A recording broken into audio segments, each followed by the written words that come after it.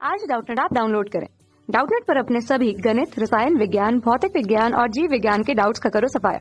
बस प्रश्न की फोटो खींचो, एक ही प्रश्न को क्रॉप करो और तुरंत वीडियो सोल्यूशन पाओ। अभी डाउनलोड करें। हेलो स्टूडेंट्स, प्रश्न है कथन और कारण का। तो चलिए देख लेते हैं कथन को। इसमें दिया गया है प्रभाविता के नियम का आधार यह तथ्य है कि F2PD में दोनों लक्षणों की फिर से अभिव्यक्ति हो जाती है। तो यदि हम बात करें प्रभाविता के नियम की तो लिख लेते हैं प्रभाविता का नियम।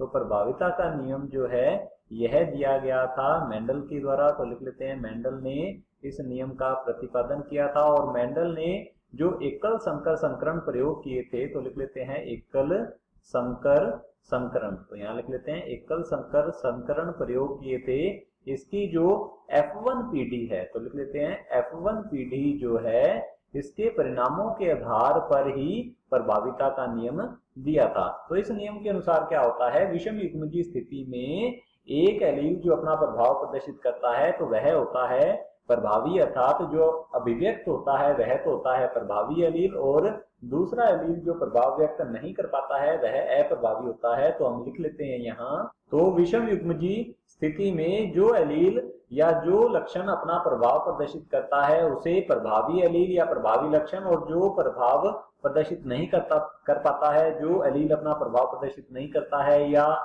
जो लक्षण अपना प्रभाव प्रदर्शित नहीं करता है उसे अप्रभावी एलील या अप्रभावी लक्षण कहा जाता है। तो प्रभाविता के नियम का जो आधार है वह होता है F1 मेंडल के एकल संकर संकरण प्रयोग की F1PD का जो परिणाम प्राप्त हुआ उसी आधार पर उसने प्रभाविता का नियम जो है इसका प्रतिपादन किया था। यहाँ पर दिया गया है कथन में प्रभाविता के नियम का आधार यह तथ्य है कि F1PD में दोनों लक्षणों की फिर से अभिव्यक्ति हो जाती है। तो ये हमारा जो कथन दिया गया है ये असत्य है, गलत है, क्योंकि जो प्रभाविता का नियम है वह एकल संकर संकरण की F1PD के परिणामों पर आधारित है, F2PD के परिणामों पर आधारित नहीं है। तो ये हमारा जो कथन है गलत है, असत्य है। आगे कारण देखते हैं। कारण में दिया गया है कारकों के एक जोड़े में एक सदस्य हमेशा दूसरे पर प्रभावी होता है। तो ये हमारा जो कारण दिया गया है ये भी असत्य है, गलत है, क्योंकि यदि कारकों का एक जोड़ा लिया जाए अर्थात समयुग्मजीय अवस्था में बात की जाए तो लिख लेते हैं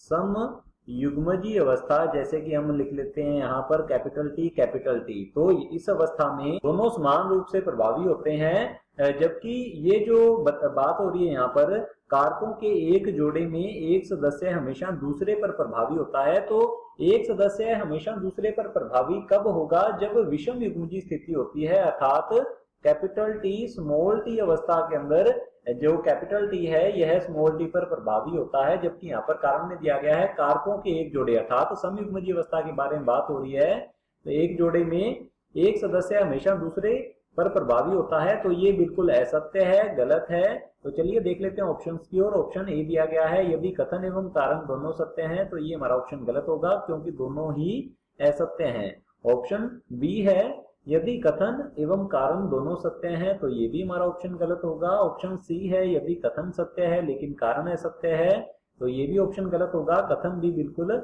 असत्य है, गलत है। ऑप्शन डी दिया गया है कथन व कारण दोनों असत्य हैं, तो हमारा ऑप्शन डी जो है बिल्कुल सही उत्तर है। कक्षा 6 से 12वीं से लेकर नीट, IIT, JEE वो एडवांस के लेवल तक 1 करोड़ से ज्यादा छात्रों का भरोसा। आज ही डाउनलोड करें डाउटनेट ऐप या व्हाट्सएप करें अपने सारे डाउट्स 8400 400 400 पर।